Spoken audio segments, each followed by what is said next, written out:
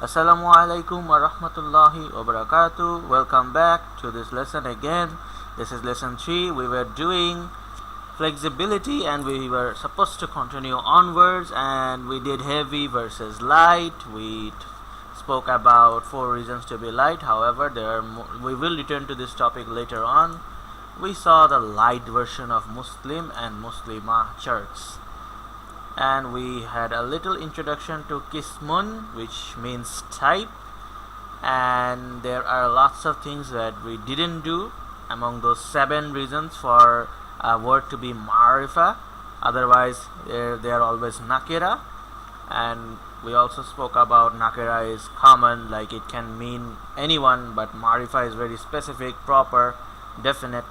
So I won't spend time on reviewing those because you have the video already. Let's continue, and today we will do some topic called flexibility, which honestly is not that important, but you have to know, because sometimes if we don't know, it may confuse us that I thought Rafa Nasab Jar was supposed to be like this. Okay, so we already learned that Muslimun, Musliman, Muslimin, how the sounds and combinations change when there is like change of the Arab. So Rafa makes it un, Nasab makes it an or a, and Jar makes it in or e. We did light, heavy. However, they are changing. Flexibility comes and says, well, there could be some places where they won't change. For example, flexible, you already know this. Fully flexible. There are 3 types of flexibility: fully flexible, non-flexible, and partly flexible. What we did is fully flexible. So you have Muslim, Kafir, everything. These words, they are like, they change with the Arab, and they are normal. That's why you see normal over here. So it's something that you have done. And there are Arab names in the 4 names of 4 prophets who are Arabs. So if you find their name, those names are actually flexible. That means they will give you the change of Arab in un, an, in forms, or they won't be ani because they are human, but their names will change. So Hud, Saleh, and Shu'aib alayhi salam, and all of them. And of course we know Muhammad Rasulullah sallallahu alaihi wasallam, his name is mentioned 4 times as well. But regarding except him, these names will appear a lot of time in the Qur'an, especially when Allah talks about prophets. He generally goes, not all the time, but most of the times he would start from Nuh and move on up to Musa alayhi salam. So, and in those times there are these names showing up. So then you will be able to identify the Arab, and also 3-letter names or places. For example, Nuh. Nuh is not an Arab prophet. It's not an Arab name either. However, it will still give you Nuhun, Nuhan, Nuhin, because it consists of 3 letters, and yeah, that's it. Now this is the simple part. We already did this. What we didn't do is non-flexible and partly flexible. Non-flexible means even if it's Rafa, Nasab, Jar, it doesn't matter, the sound won't change. And this is especially true for these 2, Ism Mowsool and Ism Isharah, which we will do in this video inshallah. So no need to worry about those 2.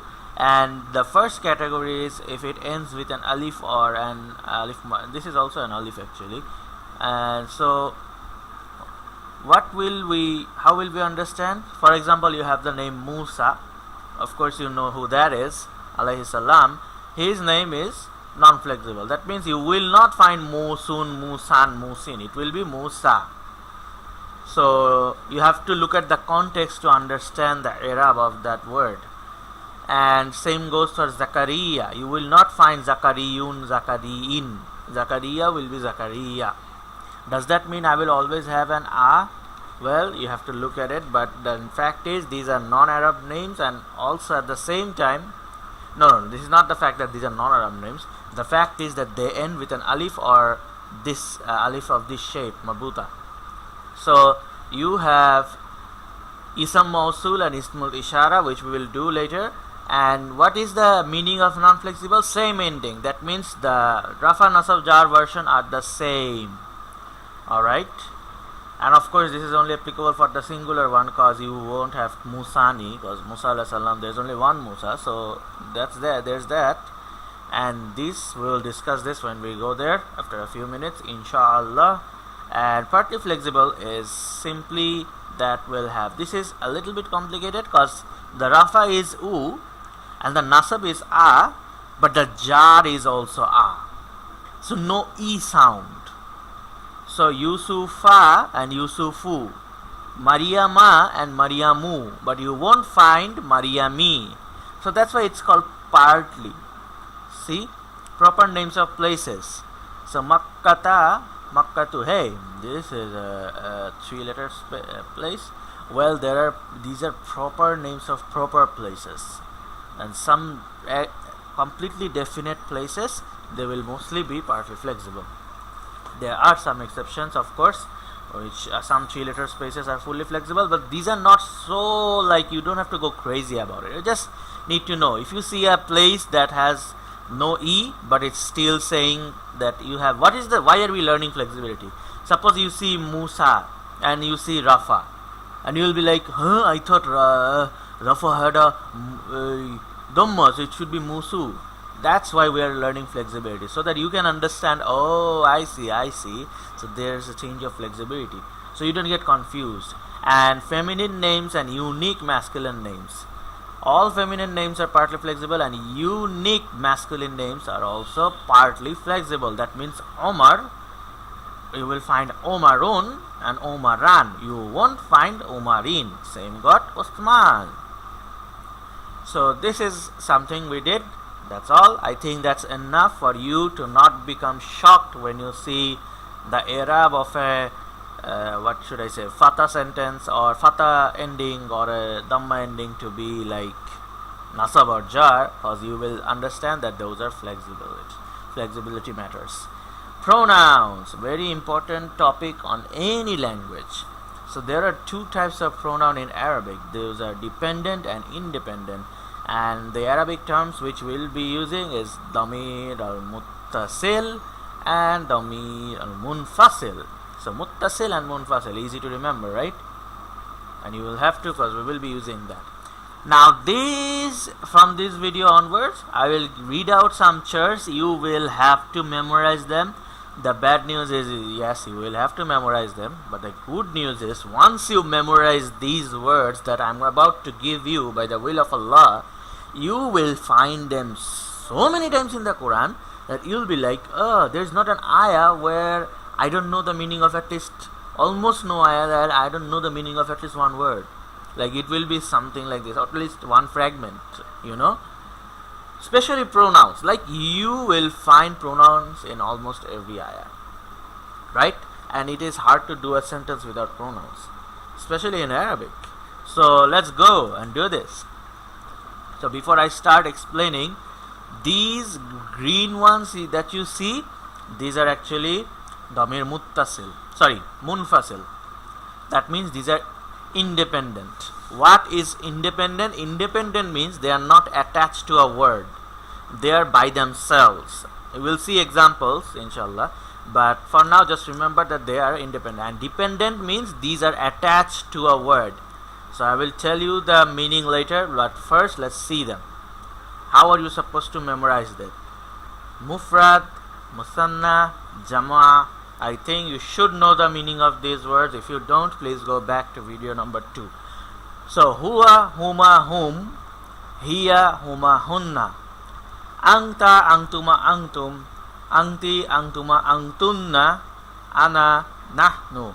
Huwa, he, Huma, two of them, male, whom, all of them male. Hiya, she, Huma, two of them female, Hunna, all of them female. Anta, you, male, Antuma, both of you, and Antum, all of you, male. Anti, you, it's a feminine. Antuma, Antuma can be same, Huma can be same. Yes, you did notice it right. Congratulations. Antunna, all of you female. Ana, it's me. Nahnu, yours truly, all of us.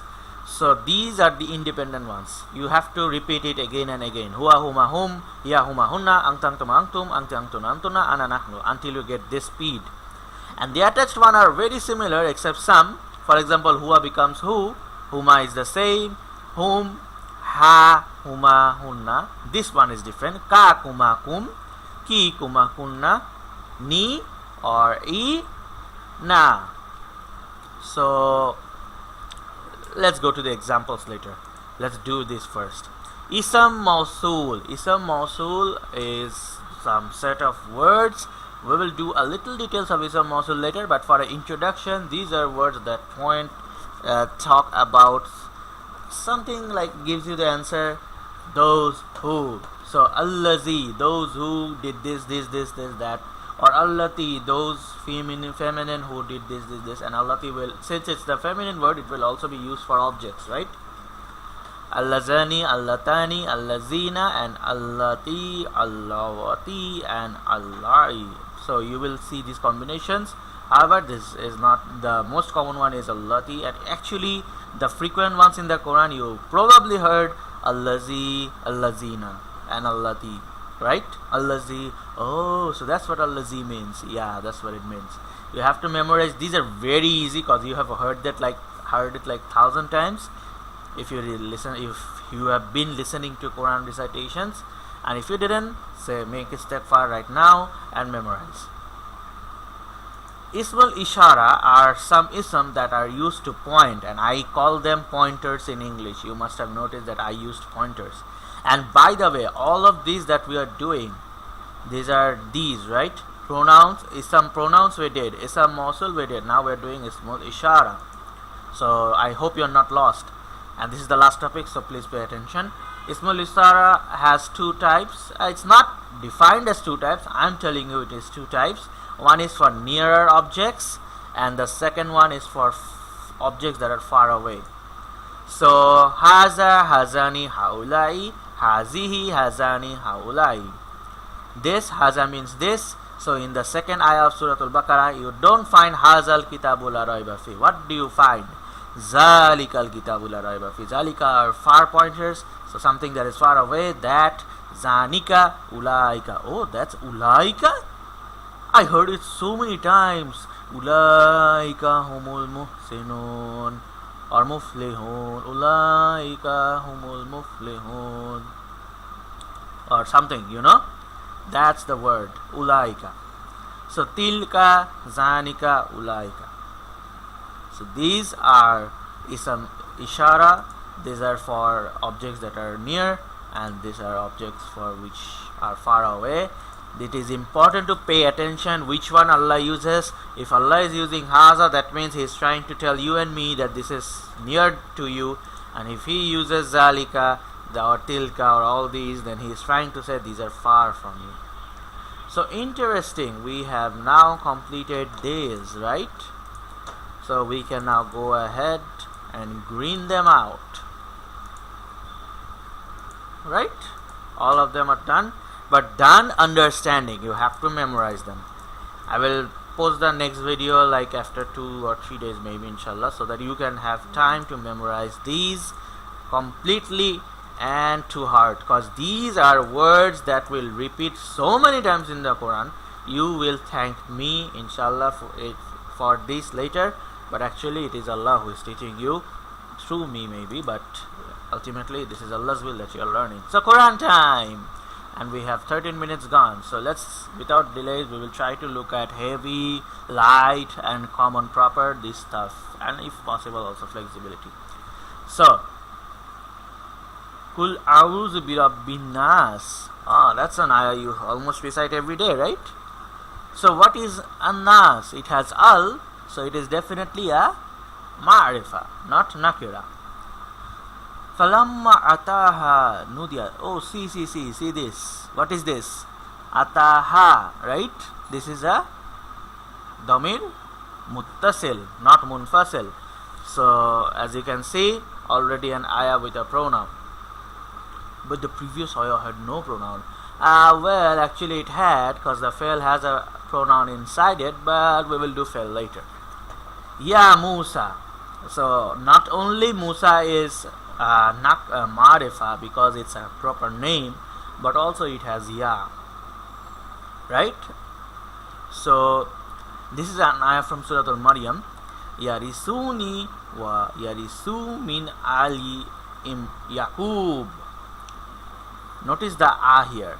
Yaqub is a partly flexible name, right?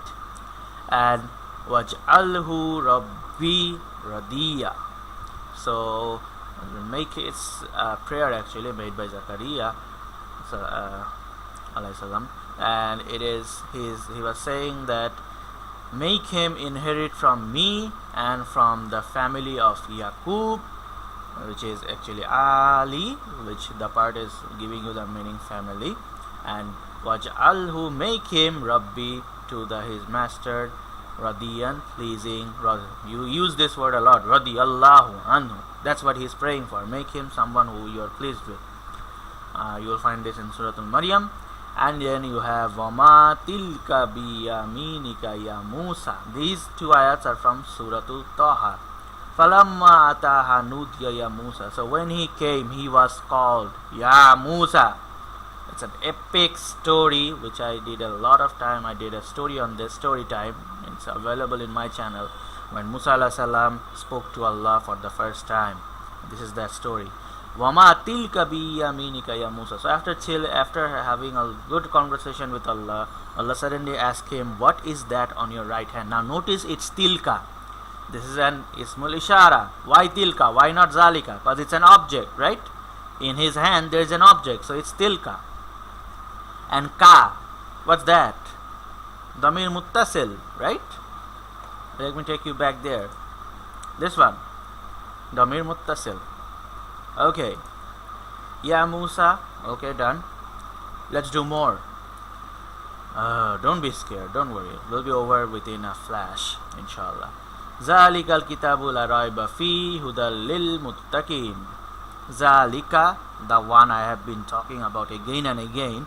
But now I don't have to tell you that the translation has something hidden, because you can now tell yourself, because Zalika means that.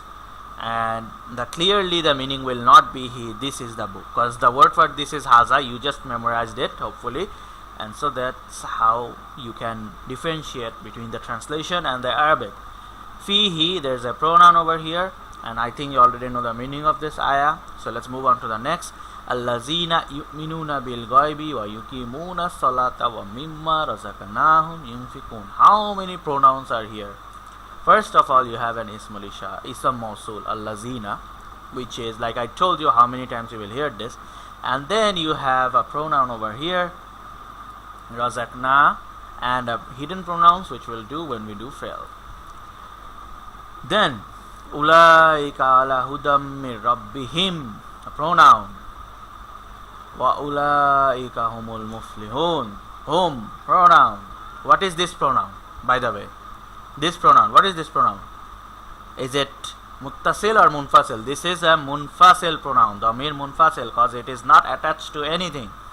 These, him, whom, this is a whom also, razaqnahum, but it is attached to razaqna. So this is not a damir munfasil, but this is on its own. There is nothing attached to it. So this is a damir munfasil, and this is a muttasil. You have to differentiate it.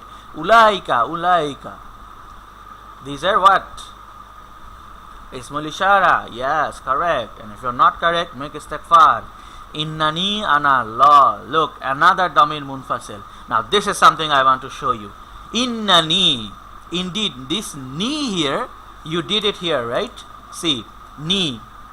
So this is an attached pronoun. So indeed I. So if Allah said innani Allahu la ilaha illa ana, that would mean indeed I am Allah, there is no God except me. But Allah says innani ana Allah. Why the two ana? Because there is already a hidden ana here. Innani, indeed I. But Allah adds a separate damir munfasil. The damir muttasil is there, but Allah adds a damir munfasil to tell you indeed I, I am Allah. And there is no doubt that there is no God to worship except me. La ilaha illa ana. That's right. Why is Allah putting so much emphasis? Because literally Musa alayhi salam got up there on the mountains and he saw a fire, and then some voice that he heard, that the voice is saying, Innani ana Allah, la ilaha illa ana fa'budni wa aqimi salata li zikri. And or enslave yourself to me, ni, another damir muttasil, wa aqimi salata li zikri. See how many damirs do you find in an ayah? So many. And not only that, you can now notice where Allah is putting emphasis on himself or something else. Innahu huwa samiul alim. Indeed he, he is the all hearing, the all listening. It is enough to say innahu samiun alimun. Done. Like there is in Surah Al-Araf, innahu samiun alimun. But innahu huwa samiul alim. Not only did he add the damir munfasil extra, but also the lam ta'ali. And these are there. These are gems that you can now, you already have the ability to differentiate these things, and that's why you should be memorizing them. And this video has gone long, but I will continue this ayah. Wa imma yanza'annaka minash shaitani nazghun fastamiz billah innahu huwas samiul alim. The one I just spoke about, right? Innahu huwas samiul alim. In Araf you will find innahu samiyun alimun. No lam ta'ali and no damir munfasil. So that place Allah is saying, indeed he is shaitan. Indeed, if there is a waswasa from shaitan, then seek refuge from Allah. He is the listener and the all-knowing and the knower. But here he says the same thing about shaitan, to ask refuge from Allah. However, he adds innahu huwas samiul alim, because that's another explanation. Because here Allah was actually talking about, how you should control your anger against jahil, or somebody who is against your religion and he is trying to thrash you apart. And that time, instead of having your ego, you are supposed to consider him as your friend. And that's when Allah uses innahu huwa samiul alim. So don't you dare forget that indeed he is the one who is the all listening and all knowing. Because this time someone needs to really have faith in this if he wants to cut off his pride. That's all for today. It has gone long enough, but the Quranic examples were worth mentioning. If you didn't memorize them, first memorize the words and then look at this part of the Quran time, and you will really be able to appreciate the grammatical things that you can extract yourself. You don't even need me to tell you now. You can extract yourself. And if you have questions, please let me know.